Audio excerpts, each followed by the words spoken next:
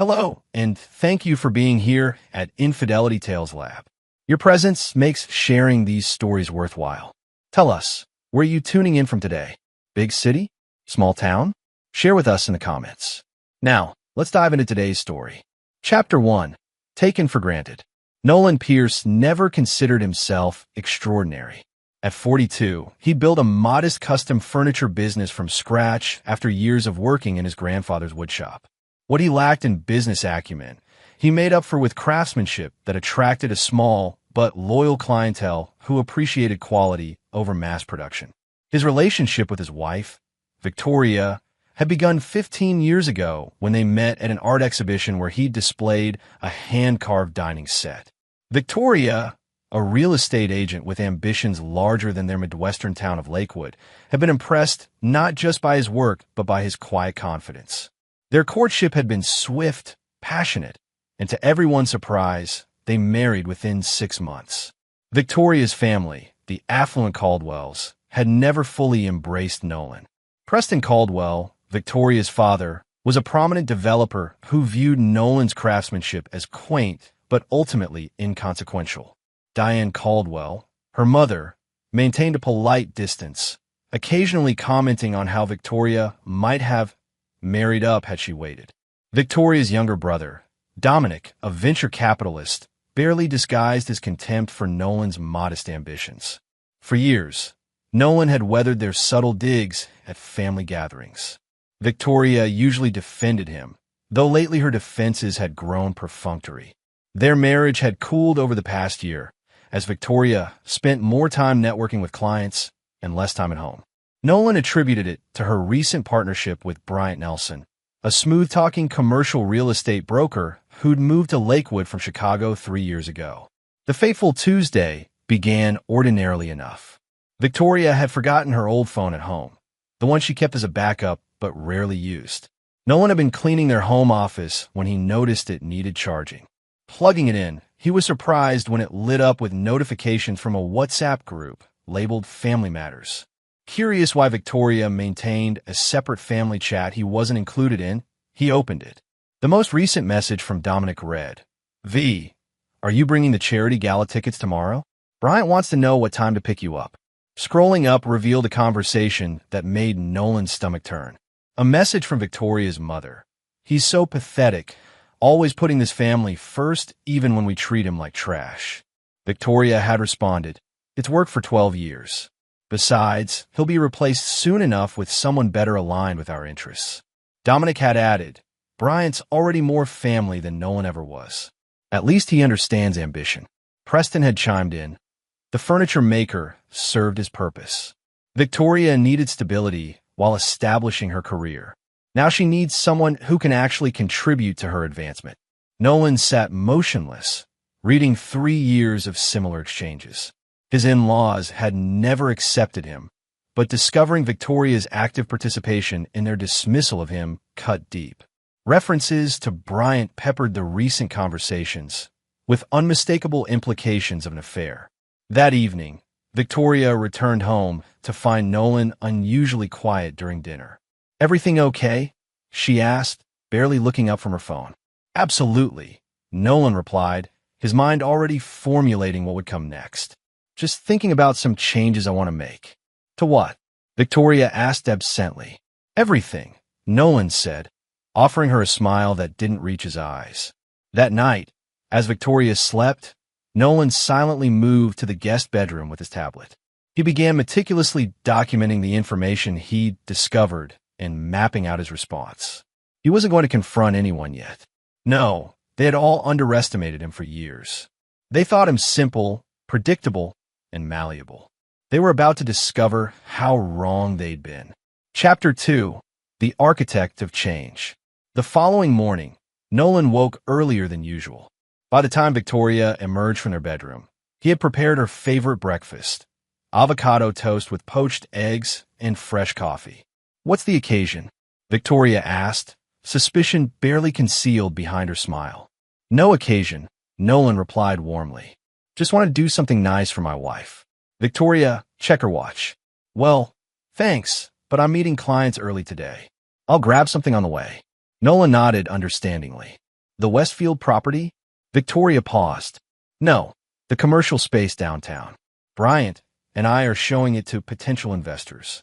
Bryant Nelson, Nolan said casually. You've been working with him quite a bit lately. He has connections I don't, Victoria replied, gathering her things. And he knows the commercial market better than I do. Smart partnership, Nolan said, keeping his tone light. Will you be home for dinner? Don't count on it, Victoria called over her shoulder. These meetings usually run late.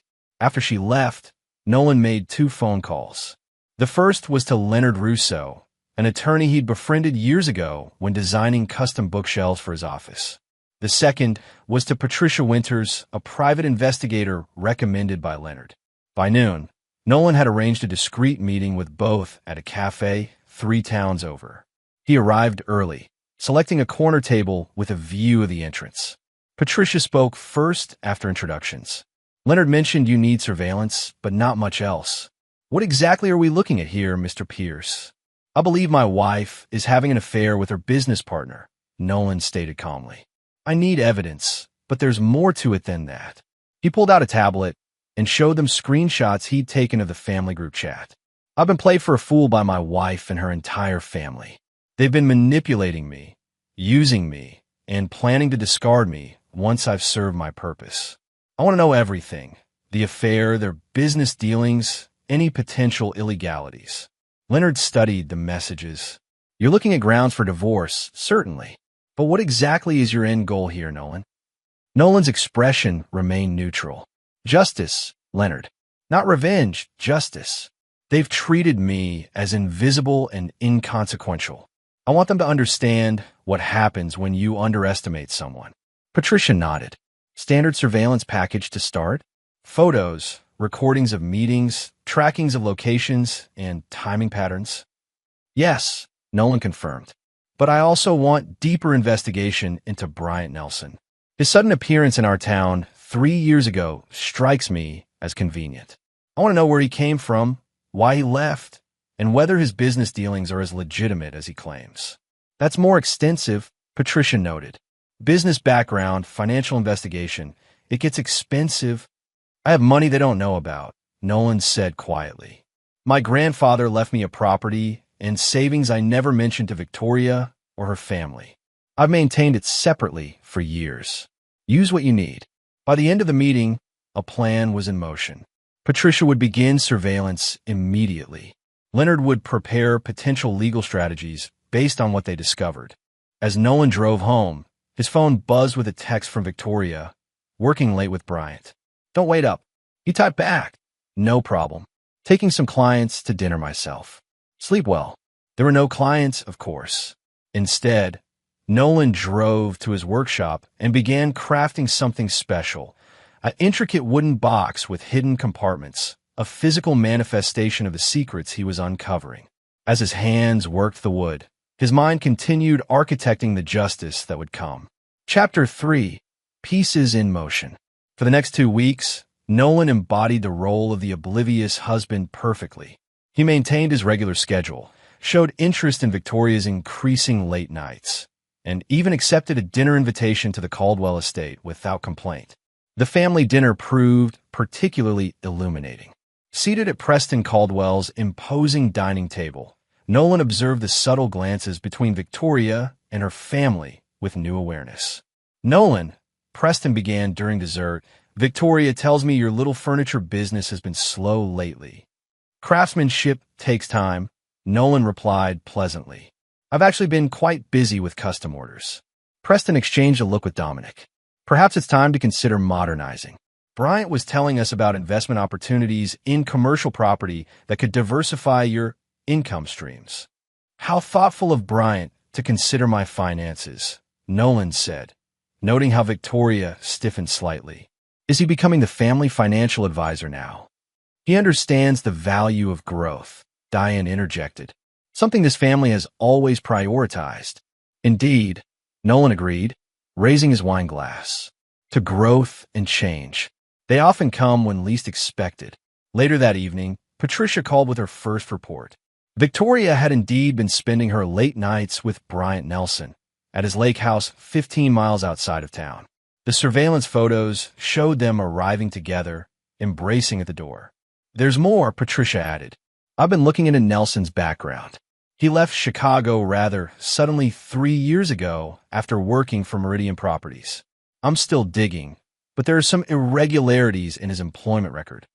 "Keep digging," Nolan instructed, "and I want you to expand surveillance to include Dominic Caldwell." The family seems unusually invested in Bryant's relationship with Victoria.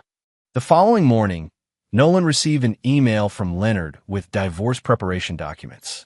The subject line read, "Review when ready, no rush." Nolan appreciated Leonard's discretion. He wasn't rushing toward divorce, at least not yet. Justice required perfect timing. That afternoon, Victoria surprised Nolan by stopping by his workshop, something she hadn't done in months. "This is beautiful," she said, running her hand along a half-finished walnut dining table. "Commission piece?" "Yes," Nolan replied, setting down his sanding block. "For the Harmons. Anniversary gift." Victoria nodded, then hesitated. "Listen, I've been thinking. We should take a vacation soon. Maybe that lake house rental we liked a few years ago." Nolan studied her face carefully. Was this guilt or something else? "I'd like that," he said. "When were you thinking?" "Next month, maybe? I'll have the Westfield listing wrapped up by then, and you could use a break from the workshop." Nolan agreed, all while wondering what had prompted this sudden interest in reconnecting. Later that day, he received another call from Patricia. "I think I know why your wife suddenly wants a vacation," she said. "Bryant Nelson is in trouble. I've connected with a source from Meridian Properties. He left Chicago under suspicion of diverting client funds to personal accounts. Nothing was ever proven, but he departed with a confidential settlement agreement. Is he doing the same here?" Nolan asked. "That's where it gets interesting," Patricia continued. "Your brother-in-law, Dominic Caldwell, has been investing heavily in Bryant's local projects. They formed an LLC together that's purchasing commercial properties around Lakewood, properties that, coincidentally, your wife has been listing." The pieces were starting to fit together. Victoria's family hadn't just found a replacement for Nolan. They'd found a partner in whatever scheme Bryant was running, and Victoria was either complicit or being used herself. That evening, Nolan accessed Victoria's laptop while she showered. Her password had been their anniversary date for years. He quickly located folders containing details of the properties Bryant and Dominic had been purchasing. One document particularly caught his eye, a planning proposal that showed future development for land that hadn't yet been zoned for commercial use. Land that Preston Caldwell, as a city planning board member, would have influence over. When Victoria emerged from the shower, she found Nolan sitting in the living room, reading a woodworking magazine. "Thinking about that vacation," he said without looking up. "The lake sounds perfect." Victoria smiled, visibly relieved. "I'll start looking at dates." Nolan returned her smile, his mind already mapping the next moves in a game his opponents didn't realize they were playing. Chapter 4. Hidden Depths. A month had passed since Nolan's discovery of the family group chat. In that time, Patricia's investigation had yielded a treasure trove of information. Bryant Nelson wasn't just involved with Victoria. He was orchestrating a sophisticated property scheme with the Caldwells. They were purchasing undervalued commercial properties through shell companies, getting insider information on zoning changes from Preston's position on the planning board, and flipping them for substantial profits. Victoria's role was providing market analysis that deliberately undervalued properties to potential sellers while highlighting future potential to their private investment group. It wasn't technically illegal. It operated in a gray area of insider trading, but it certainly wasn't ethical. Nolan had spent the month meticulously collecting evidence while maintaining his facade of ignorance. He had secretly recorded conversations, photographed documents, and compiled a detailed timeline of their activities. Leonard had advised that while they were skirting legality, proving actual fraud would be difficult without more concrete evidence. "What they're doing isn't clean," Leonard had explained during their weekly meeting. "But Preston's influence provides plausible deniability. We need something more definitive." Nolan nodded, then revealed the next phase of his plan. Victoria mentioned that Preston is hosting a private investment gathering next weekend at their lake house. All the key players will be there, including several city officials. I wasn't invited, of course. That could be an opportunity, Leonard said thoughtfully. If they're pitching to new investors, they might reveal more than they should. Exactly what I was thinking, Nolan agreed. And I have just the way to listen in. The following day, Nolan visited a specialty electronics store 3 counties over, where he purchased several discrete recording devices. That evening, he told Victoria he'd be going on a fishing trip with some clients the weekend of her father's gathering. Perfect timing, Victoria said, relief evident in her voice. You would have been bored anyway. It's all business talk. I'm sure, Nolan replied with a knowing smile she couldn't interpret. 2 days before the investment gathering, Nolan received a call from Patricia. I found something you need to see immediately, she said, her voice tense. They met at a quiet diner off the highway. Patricia slid a folder across the table. Bryant Nelson isn't just running a property scheme, she explained. He's done this before in 3 different cities. Each time, he partners with a prominent local family, establishes investment groups, makes quick profits, then disappears when regulations start catching up. Nolan flipped through the documents, which detailed similar patterns in Chicago, Philadelphia, and Austin. That's not all, Patricia continued. In Chicago, the last family he partnered with, the Levinsons, ended up facing federal charges when the scheme collapsed. Bryant walked away clean. So he's setting up the Caldwells to take the fall, Nolan murmured. Exactly. And based on these transaction records, he's already moving money offshore. I'd say he's planning his exit strategy. Nolan considered this new information. Does Victoria know?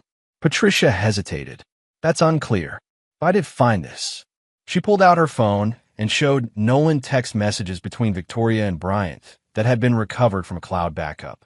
Victoria, how much longer do we need to keep this going? I'm tired of the charade. Bryant, just a few more months. Once the Riverside development closes, we'll have enough. Your family has served their purpose. Victoria and Nolan. Bryant, he'll get the settlement we discussed. Enough to keep his little woodshop running. He'll be fine. Nolan stared at the messages, a cold clarity washing over him. Victoria wasn't just cheating.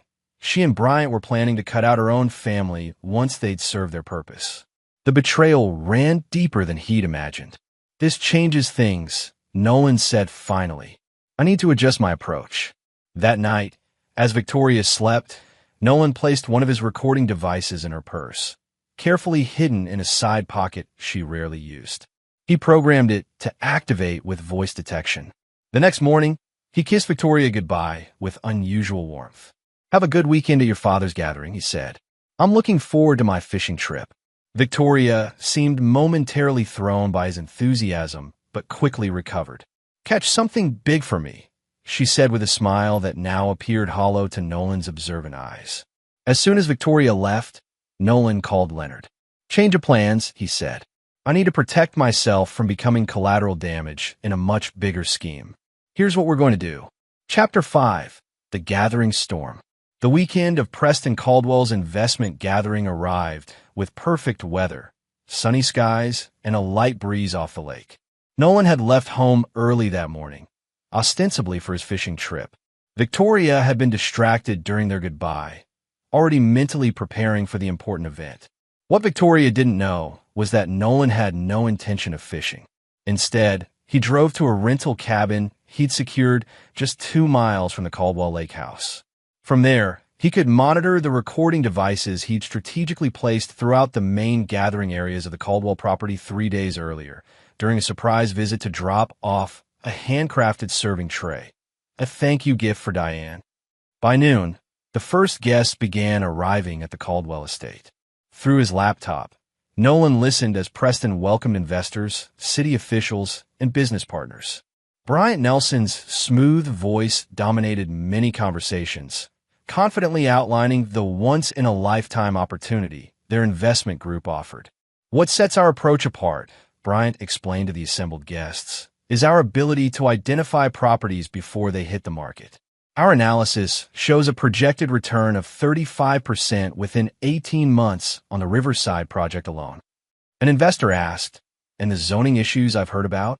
Preston's voice cut in smoothly. "Those concerns are greatly exaggerated.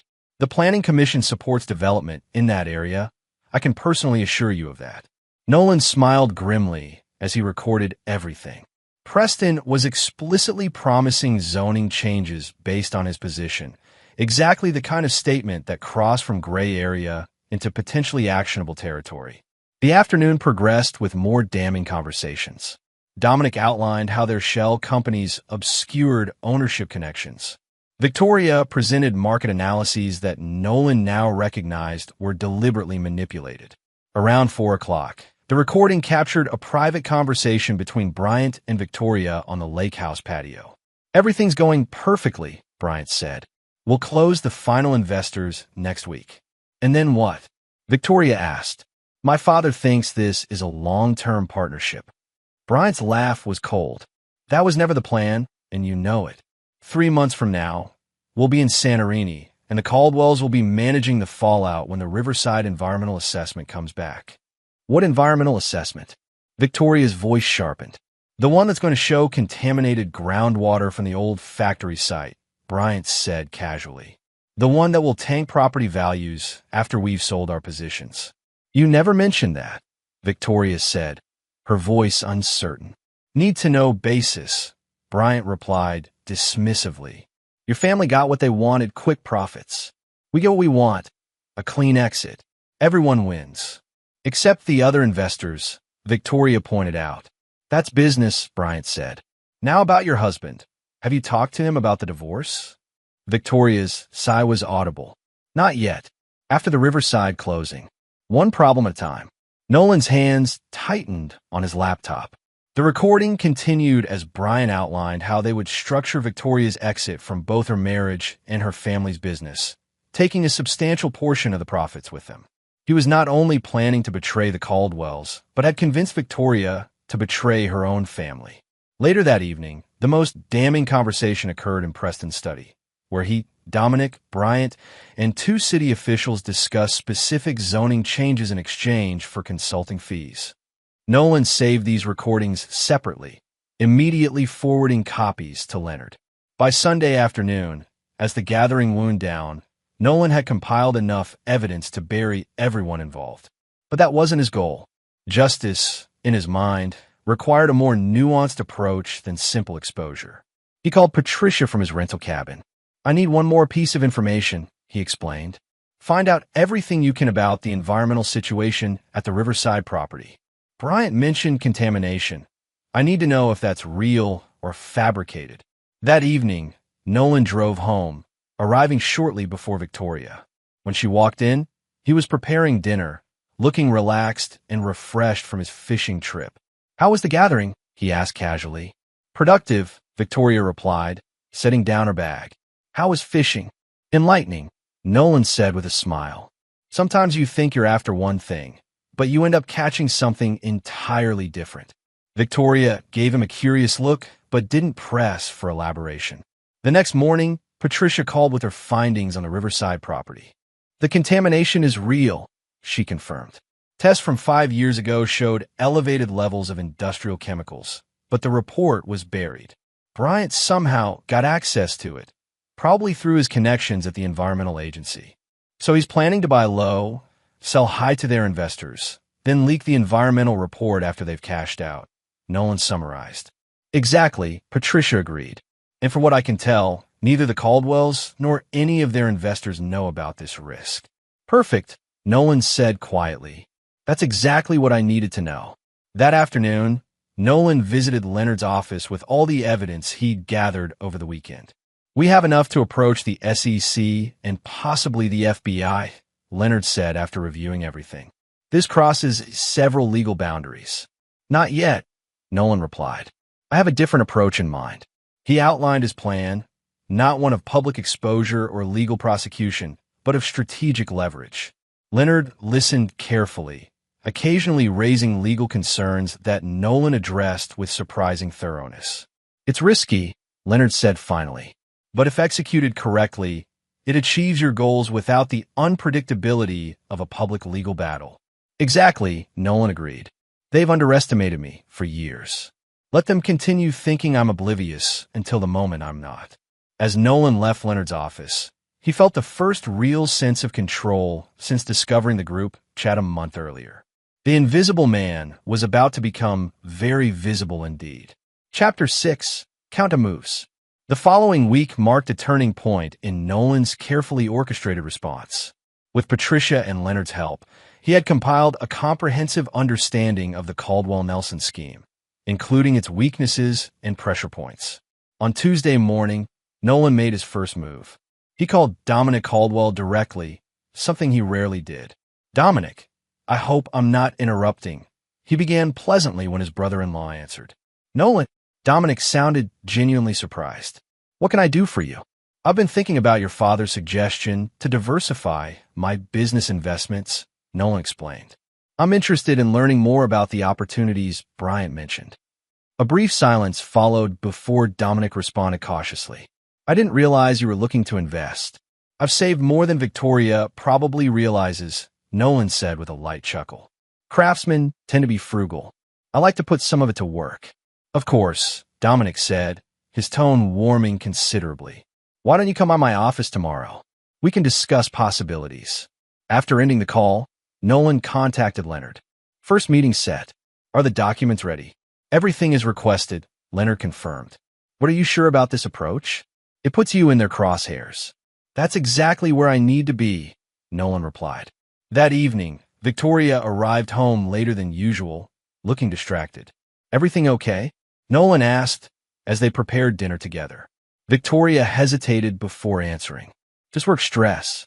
The Riverside development is becoming more complicated than expected. Anything I can help with?" Nolan offered. "No," Victoria said quickly, then softened her tone. "But thanks. Actually, Dominic mentioned you called him about investing." Nolan nodded casually. "I've been thinking about what your father said at dinner. Maybe it's time I look beyond the workshop for financial growth." Victoria studied him with an unreadable expression. "That's surprisingly open-minded of you. How much are you thinking of investing?" "I have about $350,000 available," Nolan replied, watching Victoria's eyes widen slightly.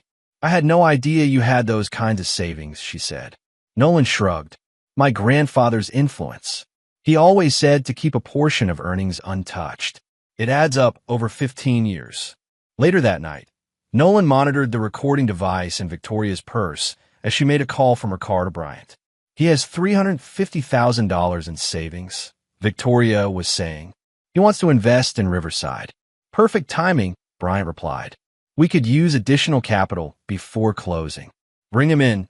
It actually simplifies things for later." "What do you mean?" Victoria asked. "If he's financially involved, the divorce settlement becomes cleaner," Bryant explained. "His investment goes bad. You offer a clean break with no claims on his business assets. Everyone walks away thinking they got what they wanted." Nolan listened impassively. Their plan to use his investment as a simplification for the divorce proceedings only reinforced his resolve. The next day, Nolan met with Dominic at his sleek downtown office. Bryant joined them halfway through, bringing slick presentation materials on the Riverside development. "The opportunity here is truly exceptional," Bryant explained, showing projected returns that Nolan now knew were based on manipulated data. "We're offering this to a very select group of investors." "It certainly looks impressive," Nolan commented, studying the materials with apparent interest. "And you're confident about the zoning changes?" "Absolutely," Dominic assured him. "The Planning Commission vote is next month, but it's essentially a formality. And the property itself, any environmental concerns?" Nolan asked innocently. "I read something about the old factory that used to be there." Bryant's expression flickered momentarily before his smooth facade returned. "All standard assessments have been completed. Nothing of concern." "Wonderful," Nolan said, producing a check from his pocket. "Then I'd like to invest the full $350,000. Both Dominic and Bryant looked momentarily stunned by his immediate decision. "Don't you want to discuss this with Victoria first?" Dominic asked. Nolan smiled. "Victoria and I have always maintained some financial independence. She has her real estate. I have my furniture. This is my decision." He slid the check across the table along with investor paperwork Leonard had prepared. "I've taken the liberty of reviewing your standard investor agreement. I had a few small modifications," noted in the attached addendum.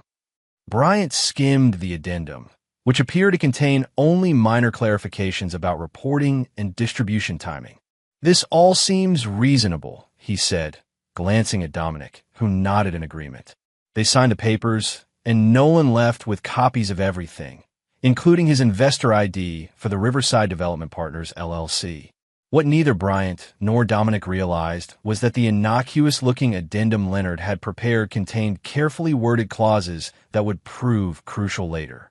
It specified Nolan's right to independently verify all property assessments and his ability to request full financial disclosures at any time, rights that standard investors in their scheme didn't possess. That evening, Victoria was unusually attentive when Nolan returned home. "How did the meeting with Dominic go?" she asked, pouring him a glass of wine. "Very well," Nolan replied. "I've invested in the Riverside development." Victoria nodded, trying to appear casually supportive. "That's a big step for you. I know how conservative you usually are with money. Sometimes change is necessary," Nolan said meaningfully. "I've been too comfortable for too long." The conversation shifted to dinner plans, but Nolan noticed Victoria texting frequently throughout the evening. The next morning, Patricia called with news. Bryant Nelson has accelerated some of his plans. He's listed his house with a different real estate agency and booked flights to Greece for next month. Earlier than they planned, Nolan noted. "They must be spooked by something." "There's more," Patricia continued. "I've been monitoring their investors. 3 major backers pulled out yesterday after receiving anonymous information packets about potential contamination issues at Riverside." Nolan smiled. This was the work of Leonard, who had discreetly reached out to select investors with just enough information to cause concern without revealing their larger strategy. "Perfect," Nolan said. "Now they'll be desperate for my investment to fill the gap." The following week, Nolan received an invitation from Preston Caldwell to join a small strategy dinner at his home. Victoria seemed surprised when Nolan showed her the invitation. "Dad rarely includes spouses in business discussions," she remarked. "Perhaps my investment changed his perspective," Nolan suggested. The dinner proved illuminating. Preston, Dominic, Bryant, and 2 other investors discussed the Riverside timeline with increasing urgency. The Planning Commission vote had been unexpectedly delayed by 2 weeks due to administrative concerns. "This shouldn't affect our timeline significantly," Preston assured everyone. "My contacts on the commission have guaranteed their support." Nolan listened attentively, asking occasional questions that appeared naive but were carefully designed to elicit specific responses about timeframes and commitments. By the end of the evening, he had a complete picture of their accelerated exit strategy. As they drove home, Victoria seemed tense. "You were asking a lot of questions tonight. Just trying to understand my investment better," Nolan replied easily. "It's a lot of money for me." Victoria placed her hand on his arm. "I know, and I appreciate you trusting my family with it. It means a lot." The genuine seeming gratitude in her voice might once have moved him. Now, knowing her true intentions, Nolan only felt a calm determination as he covered her hand with his own. "Family is important," he said simply. "You never know how much you can trust them until they're tested." Victoria nodded absently, unaware of the weight behind his words or how soon that test would come. Chapter 7. The Reversal. 2 weeks after Nolan's investment in the Riverside development, cracks began appearing in the Caldwell-Nelson operation. The Planning Commission vote had been delayed again, this time indefinitely, citing new information requiring further study. Preston's influence had mysteriously failed to expedite the process. Victoria had grown increasingly agitated, spending long hours in hushed phone conversations with Bryant and her family. Nolan maintained his facade of oblivious support, occasionally asking innocent questions about the delays that only heightened Victoria's tension. On a Wednesday morning, Nolan received an email from the Riverside Development Partners, LLC, announcing an emergency investor meeting that evening. Victoria hadn't mentioned it, which confirmed his suspicion that she was deliberately keeping him in the dark about the growing problems. "Is everything okay with the Riverside project?" he asked casually over breakfast. "I haven't heard much lately." Victoria's smile was strained. "Just bureaucratic delays. Nothing to worry about." "Good to hear," Nolan replied, not mentioning the emergency meeting. I'm working late at the shop tonight. Large commission piece deadline. Victoria's relief was palpable. I'll probably be late too. Client dinner. That evening, Nolan arrived at the investor meeting in a conservative suit that made him almost unrecognizable from his usual workshop attire. He took a seat at the back of the conference room as Preston, Dominic, and Brian attempted to project confidence despite the obvious tension.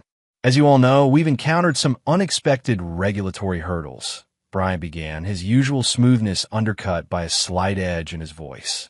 However, we want to assure everyone that these are temporary setbacks.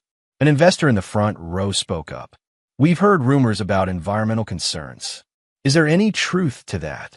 Absolutely not. Preston interjected firmly. Those rumors are baseless and potentially libelous. Our environmental assessments are completely clean. Nolan raised his hand, drawing surprised looks from those who recognized Victoria's usually quiet husband. Mr. Pierce, Bryant acknowledged with a tight smile. You have a question? I do, Nolan said, his voice steady. According to Section 12 of our investor agreement, we're entitled to review all property assessments. I like to see the environmental reports myself. Bryant and Preston exchanged glances before Dominic stepped forward. Of course, we can provide those. Though I'm surprised by your concern, given your family connection. Just due diligence, Nolan replied calmly. Which brings me to my second question. I understand 3 major investors withdrew 2 weeks ago. Has that capital been replaced? The room grew quiet as other investors leaned forward with renewed interest. We've secured alternative funding, Bryant claimed, though his expression betrayed uncertainty. Excellent, Nolan continued. Then the project remains on solid financial footing despite the planning commission delays. Before Bryant could respond, the conference room door opened and Leonard Russo walked in with a portfolio under his arm. I apologize for the interruption, Leonard said, walking directly to Nolan. Mr. Pierce, the documents you requested. Nolan accepted the portfolio with a nod. Thank you, Leonard. Perfect timing. Bryant attempted to regain control of the meeting. If we could return to the presentation. Actually, Nolan interrupted, rising from his seat. I have information relevant to everyone here. He opened the portfolio and distributed copies of a document to nearby investors, who passed them around. This is an environmental assessment of the Riverside property conducted 5 years ago that was never publicly filed. It shows significant groundwater contamination from the previous factory operation. Remediation costs are estimated at $4 to $6 million. The room erupted in concerned murmurs as investors examined the report. Bryant's face hardened. Where did you get that document? It's not official. It's verified by the state environmental agency, Nolan replied, holding up another document. As is this more recent assessment from last month confirming the contamination persists. I commissioned it myself under the independent verification clause in my investor agreement. Preston Caldwell stood, his authoritative presence momentarily silencing the room. This meeting is adjourned while we review this new information. Please, everyone remain calm. We'll reconvene tomorrow after we've had a chance to examine these claims. As investors filed out, many already on phones with their attorneys, Nolan remained seated. Preston, Dominic, and Brian approached him, faces tight with barely controlled fury. What the hell do you think you're doing? Dominic demanded. Due diligence, Nolan replied simply. Something you should have done before bringing investors into a contaminated property scheme. This is a family matter now, Preston said, his voice dangerously low. We'll discuss this privately. By all means, Nolan agreed, standing to gather his materials. Though you should know that Victoria isn't coming home tonight. Her client dinner is actually with Bryant at his lake house. They've been planning their exit strategy from the development, from her family, and from me, for months. The shock on Preston and Dominic's faces confirmed they had been unaware of Victoria and Bryant's separate betrayal. You're lying, Dominic managed, though uncertainty had crept into his voice. Am I? Nolan asked, pulling out his phone and playing a recorded conversation between Victoria and Bryant, discussing their plans to leave the country with their share of investor funds before the contamination report became public. Preston's face had gone ashen. You've been investigating us. For over a month, Nolan confirmed. Ever since I found a family group chat on Victoria's old phone. The one where you all discussed how pathetic I am and how I'll be replaced soon with someone better. Recognition and shock crossed their faces. That was private family communication, Preston said stiffly. Indeed, Nolan agreed. And now you understand how private betrayal feels. He handed each of them a business card for Leonard Russo. My attorney will be in touch tomorrow with terms. I suggest you don't make any travel plans in the meantime. As Nolan walked to the door, Dominic called after him. Terms? What terms? Nolan turned back with a calm smile. The terms under which I don't take everything I've discovered to the SEC, the FBI, and every investor you've defrauded. The terms under which you get to salvage something from this disaster you've created.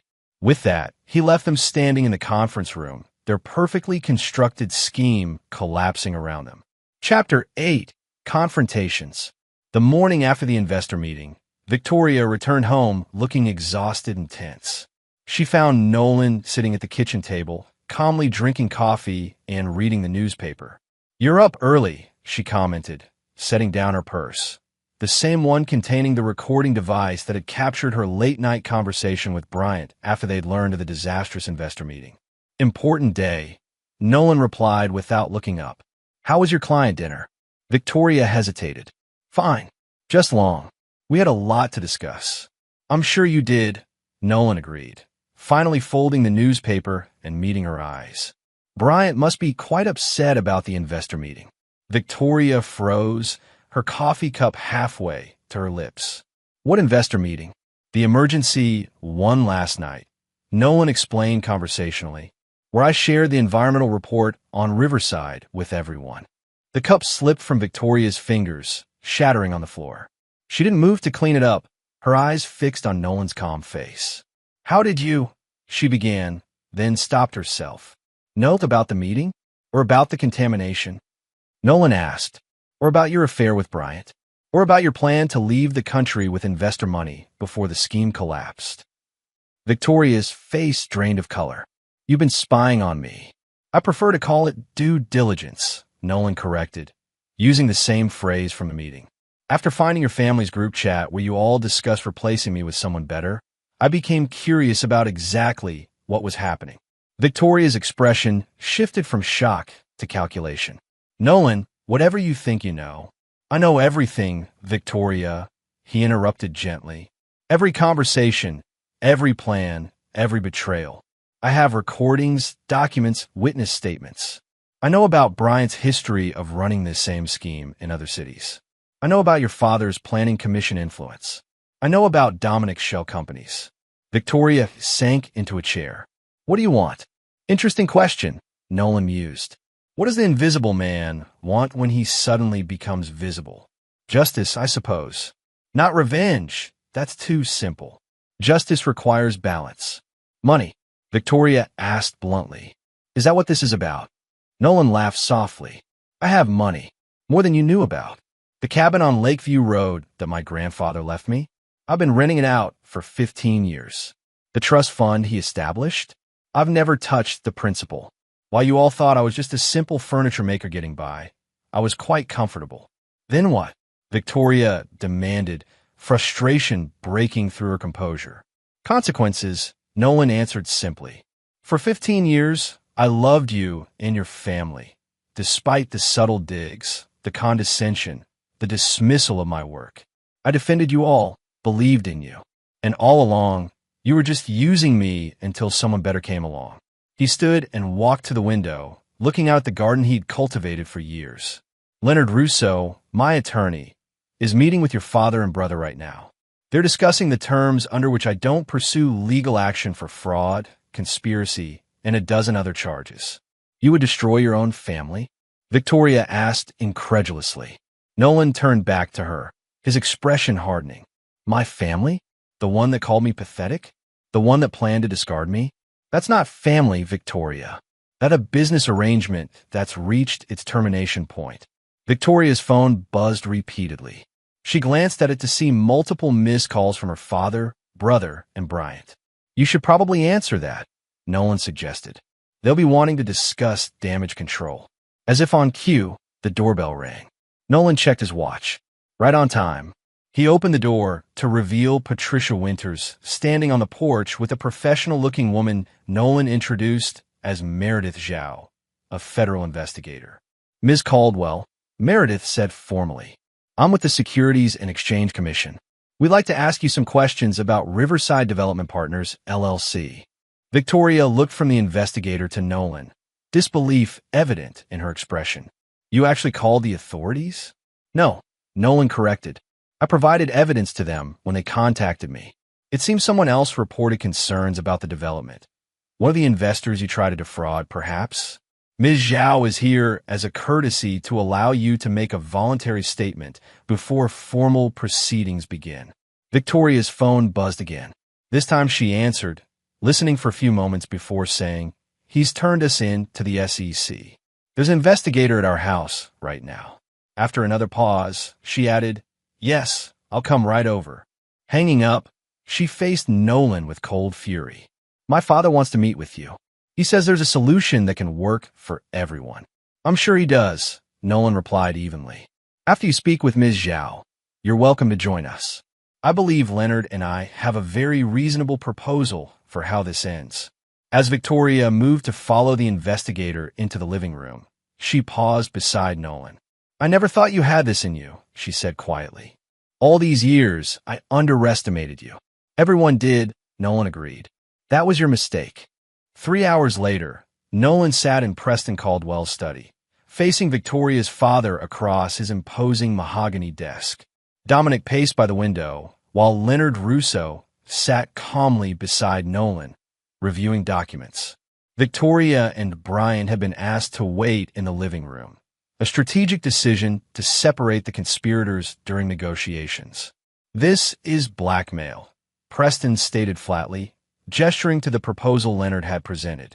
No, Leonard corrected politely. Blackmail would involve threatening to expose information for personal gain. This is a settlement offer to avoid litigation that would certainly result in criminal charges, financial ruin, and public humiliation for everyone involved. You want controlling interest in all Caldwell development properties, Dominic interjected angrily. At fair market value, accounting for the actual conditions of those properties, Nolan pointed out, including the contamination costs for Riverside that you concealed. And you want Victoria to publicly file for divorce, citing her infidelity. Preston continued, reading from the document. With a settlement already outlined, that's more than generous, Leonard noted. Nolan retains all his separate property and business assets. Victoria keeps her personal accounts and receives a one-time payment of $100,000. No further claims on either side.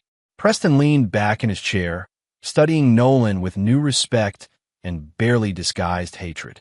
And if we refuse? Leonard slid forward a USB drive. Then this goes to the SEC, FBI, every investor in your schemes, and every business contact you have. You'll face federal charges, civil lawsuits, and the complete destruction of the Caldwell name and legacy. Silence hung in the room as Preston and Dominic absorbed the gravity of their situation. Why not just turn us in? Dominic finally asked. Why this elaborate negotiation? Nolan answered directly. Because despite everything, Victoria was my wife for 15 years. Because public scandal helps no one.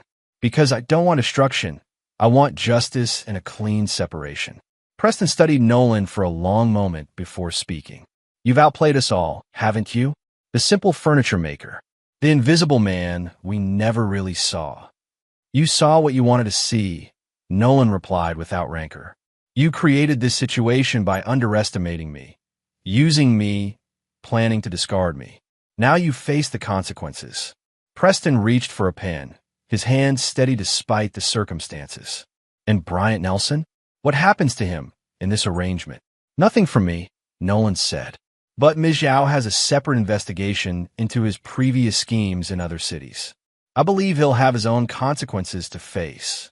As Preston prepared to sign the documents, Nolan added, one more thing. I want access to the family group chat, as an observer only. No need to include me in conversations.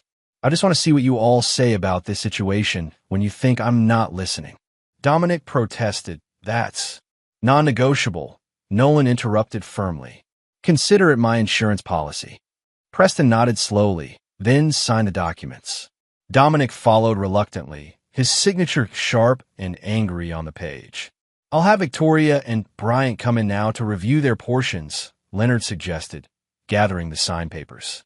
As they waited, Preston asked quietly, How long have you known? About the group chat? Just over a month, Nolan replied. About the affair? 3 weeks. About the property scheme? 2 weeks. It's amazing what people reveal when they think no one is paying attention. Preston's gaze was calculating. You never struck me as ruthless. I'm not ruthless, Nolan corrected. I'm just finally visible. Chapter 9, New Beginnings. 6 months after the confrontation at the Caldwell estate, Nolan stood in his expanded workshop, surveying the changes. The settlement had allowed him to purchase the adjacent property, doubling his workspace and adding a small showroom for his custom furniture pieces. His client list had grown as his reputation for exceptional craftsmanship spread beyond Lakewood. The divorce had been finalized 3 months earlier, with surprisingly little public drama. Victoria had adhered to the agreement, filing on grounds of infidelity and accepting the predetermined settlement. She had moved to Chicago shortly after, alone. Bryant Nelson had fled to Greece as planned, only to be detained by authorities working with American investigators. He now faced charges in 3 states for his property schemes. The Caldwell family had managed to avoid criminal charges, thanks to the structured settlement Nolan and Leonard had orchestrated, but their reputation had suffered. Preston had resigned from the Planning Commission, citing health concerns. Dominic had closed his venture capital firm and moved to the West Coast to start over. Riverside Development Partners LLC had been dissolved, with Nolan using his controlling interest to implement a proper environmental remediation plan for the contaminated property. Once cleaned, he'd worked with legitimate developers to create a mixed-use community that included affordable housing units and a public woodworking school, a personal project he'd always wanted to pursue. Leonard entered the workshop, admiring a cherry dining table Nolan was completing for a client in Boston. Beautiful work, he commented, running his hand along the smooth surface. Thanks, Nolan replied. How did the final transfer go? Smoothly, Leonard confirmed. The last Caldwell property has been sold to the investment group as planned. Your controlling interest netted a very healthy profit. Nolan nodded thoughtfully. And the community center renovations?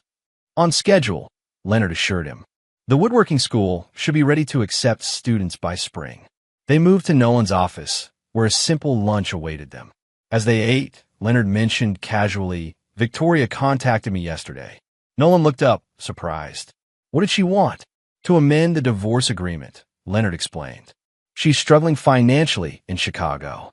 It seems her real estate license there isn't generating the income she expected without her family connections.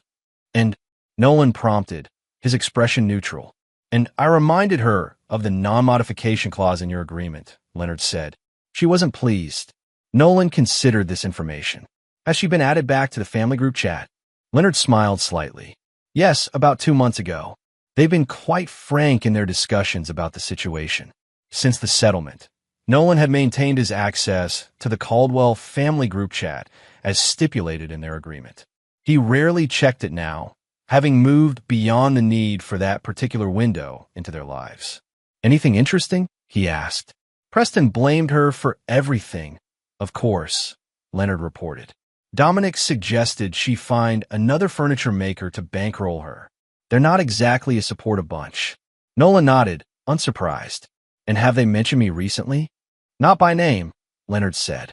They refer to you as the woodworker or, occasionally, the invisible man with a certain bitterness. I think they've finally recognized what they lost by underestimating you. After lunch, Leonard departed, leaving Nolan alone in his workshop. He returned to the cherry dining table, applying a final coat of finish with careful, deliberate strokes. The work centered him, as it always had. His phone buzzed with a message from Patricia. Riverside remediation officially complete. Environmental agency signed off this morning. Congratulations. He smiled, setting down his brush to respond with thanks. As evening approached, Nolan locked up the workshop and walked to his truck. He drove not to the house he'd shared with Victoria. He'd sold that months ago, but to his grandfather's cabin on Lakeview Road. He'd renovated it personally, turning it into the home he'd always wanted but Victoria had never embraced. Entering the cabin, he was greeted by the scent of cooking. Amelie Henderson, the environmental lawyer who had helped navigate the Riverside remediation, looked up from the stove and smiled. "Perfect timing," she said. "Dinner's almost ready." They had met during the cleanup project, her passionate commitment to environmental justice aligning with his determination to right the wrongs of the Riverside development. Their professional relationship had gradually evolved into something more, built on mutual respect and genuine appreciation. "How was your day?"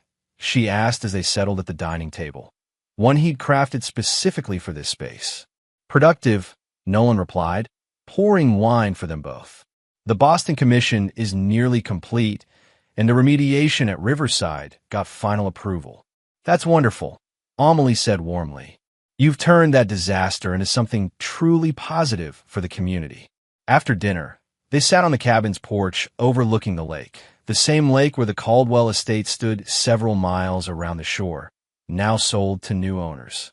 "I saw an interesting message in the family chat today," Nolan mentioned. "Victoria's struggling in Chicago."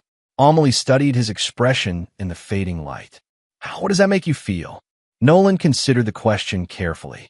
Not satisfied exactly. Not vindicated. Just at peace with how things have unfolded. "Everyone is facing the natural consequences of their choices, including me." "Do you regret any of it?" Amelie asked. "Not the outcome," Nolan said thoughtfully. "Though perhaps I regret not seeing things clearly sooner. I spent years being invisible because it was easier than demanding recognition. And now," Amelie prompted. "Now I'm exactly where I should be," Nolan said, reaching for her hand. "Visible to those who matter, invisible to those who don't. On my own terms." As darkness settled over the lake, Nolan reflected on the journey of the past year. He had transformed from the invisible man, taken for granted, underestimated, nearly discarded, into someone who had claimed his rightful place in his own life. Not through brutality or cruelty, but through clear-eyed justice and the courage to be seen. Inside his jacket pocket was a small wooden box he'd crafted over the past month. The same intricate box with hidden compartments he'd begun the night he discovered the family chat. Now it held a different purpose. Inside was a ring, carefully designed and crafted by his own hands. He would ask Amelie tomorrow, he decided, not because he needed someone to complete him or validate him, but because he wanted to share his visible life with someone who had truly seen him from the beginning. The invisible man had stepped into the light, finally becoming the author of his own story. Epilogue, 15 years later. The morning light filtered through the tall windows of Pierce Woodworking Academy, casting warm patterns across the polished maple floors. Nolan Pierce, now 57 with distinguished silver temples framing his otherwise dark hair, moved between the workbenches where 12 students focused intently on their projects. The school's reputation had grown steadily over 15 years, attracting aspiring craftspeople from across the country. What had begun as a modest community project on the remediated Riverside property had evolved into one of the most respected furniture-making institutions in the Midwest. "Remember," Nolan said, pausing beside a young woman working on a complex joinery technique, "the wood will tell you when it's ready. You can't rush craftsmanship." The student nodded earnestly, adjusting her approach with more patience. Nolan smiled, seeing himself from decades ago in her determination. Teaching had become as fulfilling as creating his own pieces, perhaps more so. His custom furniture still commanded premium prices and lengthy waiting lists, but he now limited his personal commissions to 4 major pieces per year, devoting most of his energy to the school and its students. His phone vibrated in his pocket. A message from Amelie. "Don't forget, dinner with Maya's family at 7. She has big news." Nolan smiled, typing back, "Wouldn't miss it." Finishing up the faculty meeting by 6. Maya Henderson Pierce, their daughter, had recently completed her first year of law school, following in her mother's footsteps while maintaining her father's passion for environmental causes. At 14, she represented the greatest joy of Nolan and Amelie's life together, a family neither had expected to have at that stage of their lives. He remembered proposing to Amelie with the handcrafted wooden box holding the ring he'd made, just a day after their conversation about Victoria's struggles. Amelie had said yes immediately, and they'd married 6 months later in a small ceremony by the lake. Maya had arrived 2 years after that, surprising them both with the possibility of parenthood they'd thought might have passed them by. Finishing his rounds with the students, Nolan retreated to his office to handle administrative matters before the faculty meeting. The Pierce Woodworking Academy now employed 6 full-time instructors, all master craftspeople in their own right, along with visiting artisans who taught specialized workshops throughout the year. His office remained a testament to his journey.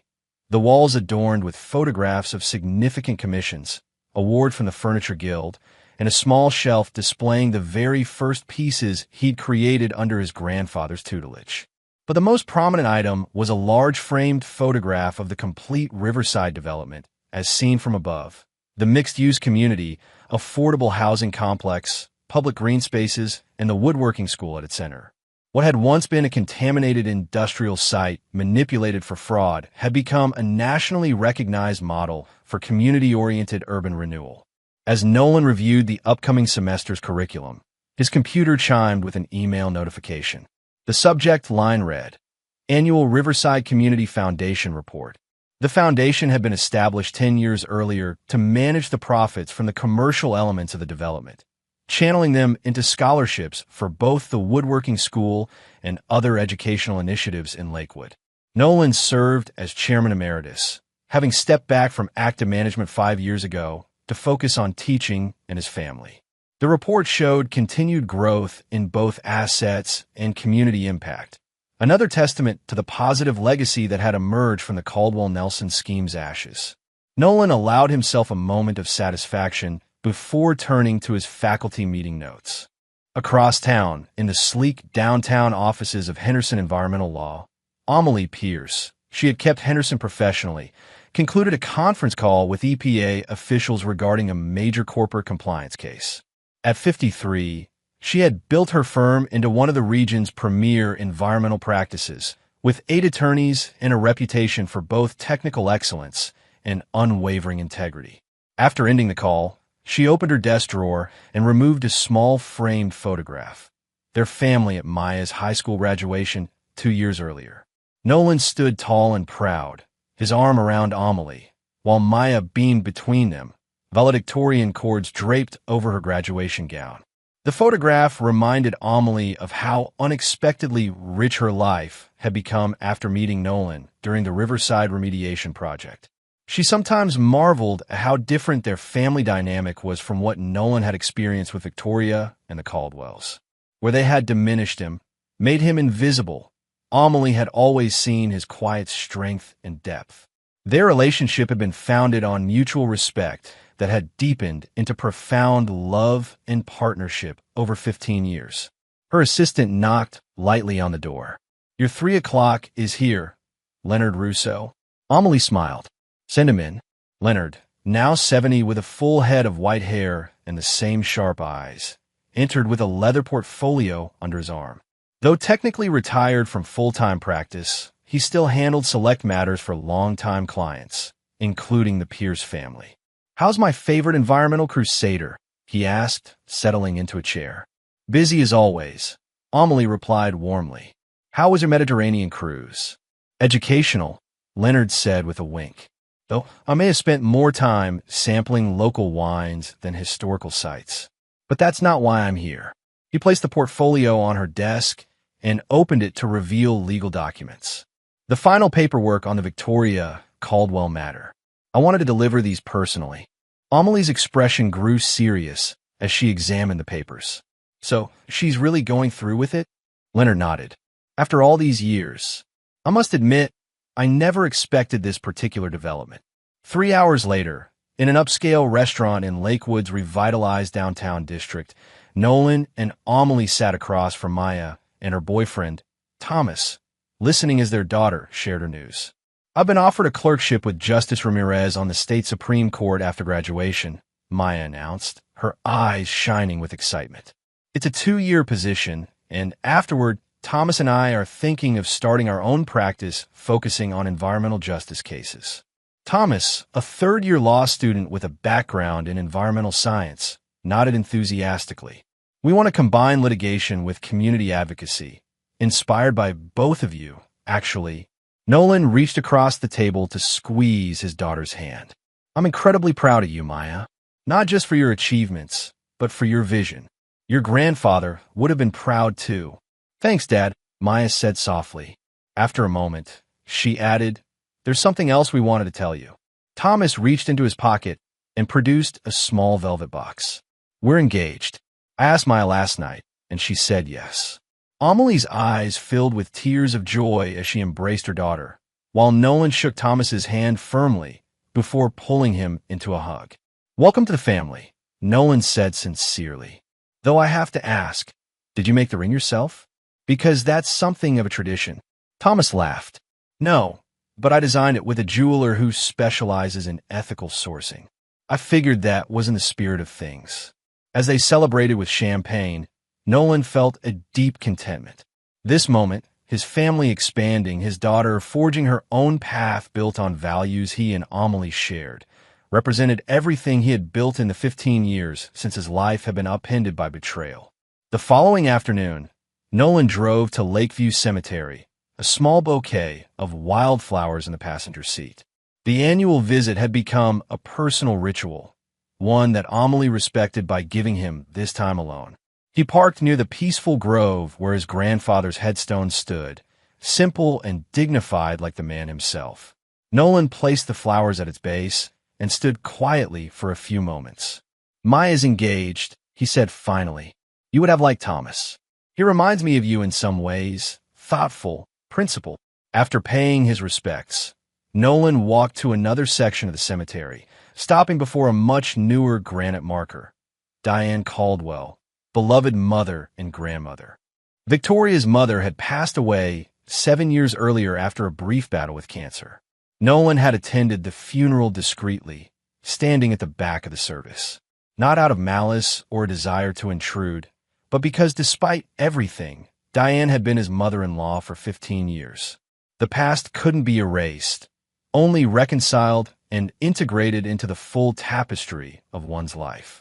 As Nolan turned to leave, he noticed a slender figure approaching from the opposite direction. He recognized her immediately, despite the years, Victoria. She saw him at the same moment and hesitated briefly before continuing forward.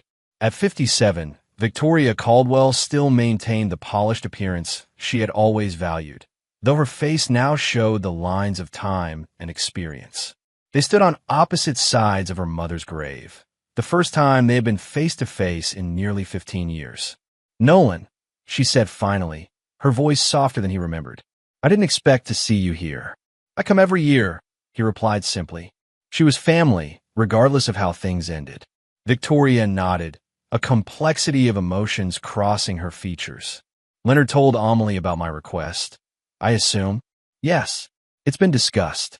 After her move to Chicago had failed to provide the fresh start she'd hoped for, Victoria had eventually relocated to Seattle, where she had slowly rebuilt her real estate career. Over the years, she had occasionally contacted Leonard about modifying aspects of the divorce agreement, but had never pursued any claims legally. The most recent contact, however, had been different. Victoria had reached out not to request financial adjustments, but to express a desire to make amends, beginning with a substantial donation to the scholarship fund at Pierce Woodworking Academy. I wasn't sure you'd accept it, Victoria said, looking down at her mother's grave rather than at Nolan. I would understand if you didn't. It's not about me, Nolan replied. The foundation benefits students who might not otherwise have access to education. Their opportunities shouldn't be limited by our history. Victoria nodded. After a moment of silence, she asked, Is it true that Dominic reached out to you last year? Yes, Nolan confirmed. He wanted advice on starting over. Dominic Caldwell's move to the West Coast had initially seemed to promise a fresh start, but old habits had proven difficult to break. A series of questionable business ventures had eventually resulted in fraud charges. After serving 18 months in a minimum security facility, Dominic had found himself starting truly from scratch, his reputation and resources depleted. "And you helped him," Victoria stated rather than asked. "After everything." Nolan shrugged slightly. "I helped him find legitimate work with a furniture importer who needed someone with business experience. The rest was up to him." Victoria studied him with newfound perspective. "You've changed, Nolan. Or maybe you haven't. Maybe this is who you always were, and we just refuse to see it. People are always more than the single dimension others assign them," Nolan replied. "That's something I learned from our marriage, for better and worse." They stood in silence for another moment before Victoria spoke again. "I heard about Maya's clerkship. Congratulations. She seems remarkable." "She is," Nolan agreed, surprised that Victoria kept tabs on his family. "What did you hear about it?" "The legal community is smaller than it seems. My husband is an attorney in Seattle."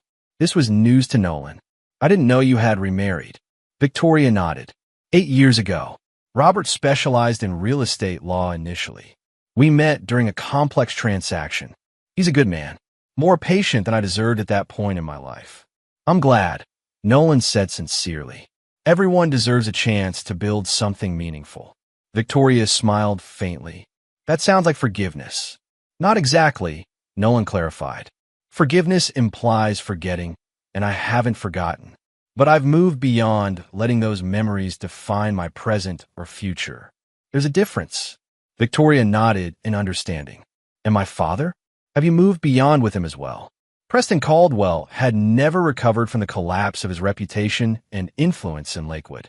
After his resignation from the Planning Commission, he had attempted to rebuild his development business in a neighboring state, but had struggled to establish the same connections and leverage he had once enjoyed. Reports suggested he now lived modestly in a retirement community in Arizona, his ambitions finally tempered by age and circumstance. "I have no quarrel with Preston anymore," Nolan said. "The past is settled." Victoria glanced at her watch. "I should go. My flight back to Seattle leaves in a few hours. I just wanted to pay my respects while I was in town for the real estate conference." She hesitated, then added, "The donation to the scholarship fund. It's not about easing my conscience, though I won't pretend that isn't part of it. It's about contributing to something meaningful that will outlast all our mistakes." Nolan nodded. "I understand. Leonard will finalize the arrangements." As Victoria turned to leave, she paused. Whatever became of Bryant? Bryant Nelson had faced multiple charges in different jurisdictions after his scheme unraveled. He had served 4 years in federal prison before being released on parole.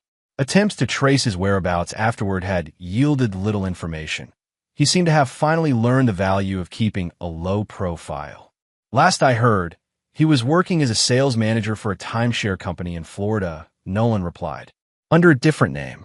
Victoria shook her head slightly. "Some people never really change." "And some do," Nolan countered. "That's what makes life interesting." With a final nod of acknowledgement, Victoria walked away, her figure growing smaller as she followed the cemetery path toward the parking area. Nolan remained for a few minutes longer, reflecting on the unexpected encounter. 15 years ago, seeing Victoria would have stirred anger, hurt, or at least tension.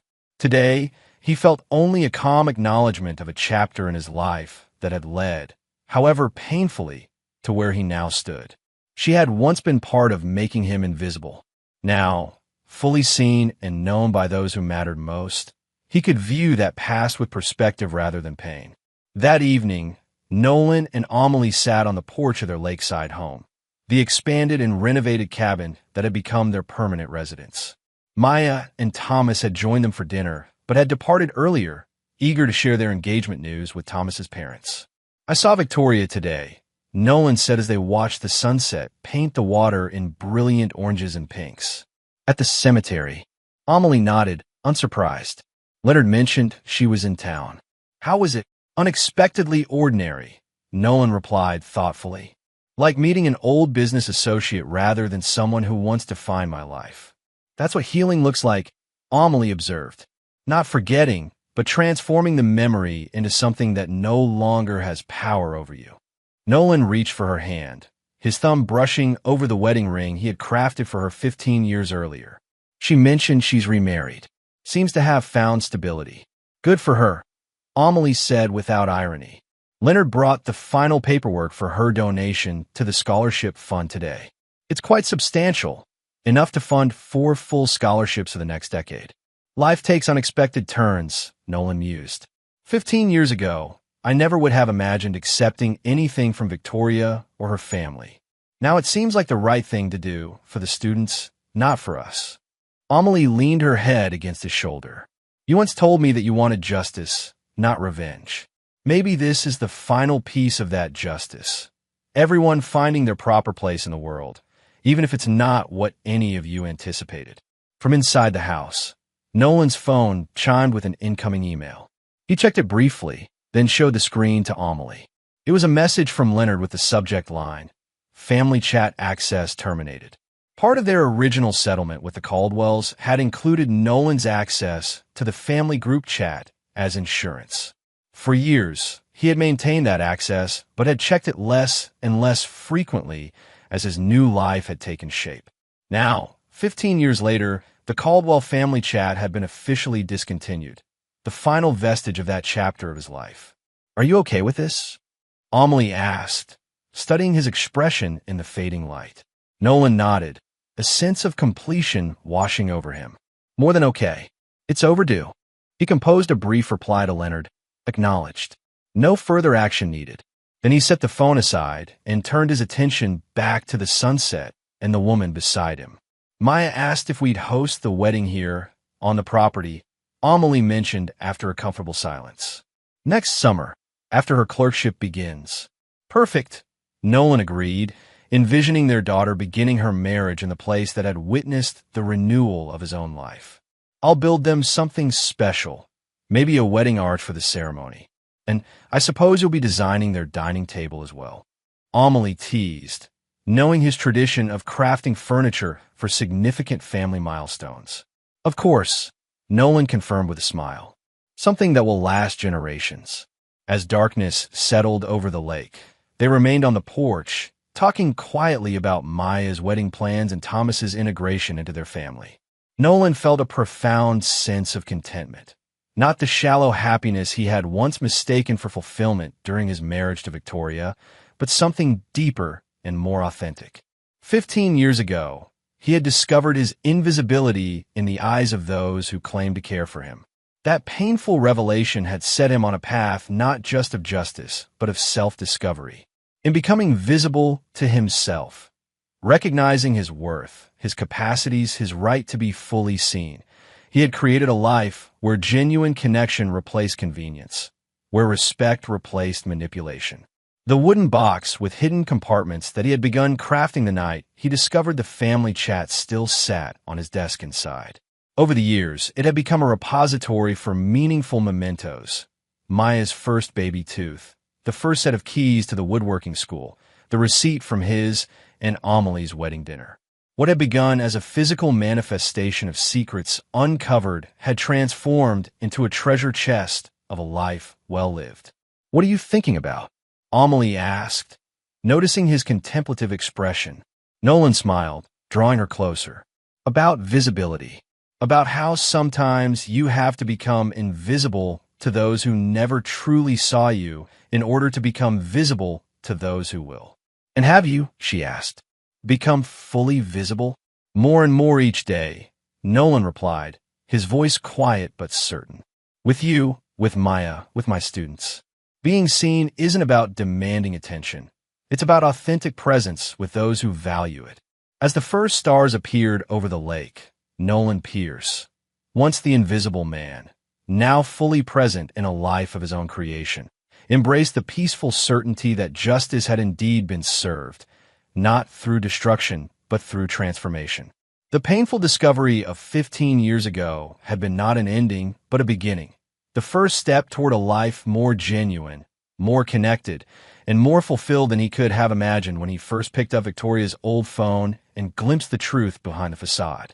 In that moment of quiet reflection, Nolan realized that the greatest revenge against those who had once made him invisible was simply this: living visibly, purposefully, and authentically in a life rich with meaning and connection. No dramatic confrontation or punitive measure could have yielded a more complete justice than the full and generous life he now led, a life beyond the reach of those who had once sought to diminish him. The invisible man had not only become visible, he had become luminous. And there you have it. Another story comes to an end. What did you think? I'd love to hear your thoughts in the comments below. If you enjoy this story, consider joining our community by subscribing. It means the world to us. For more stories like this one, check out the recommended videos on screen. And I'll see you there.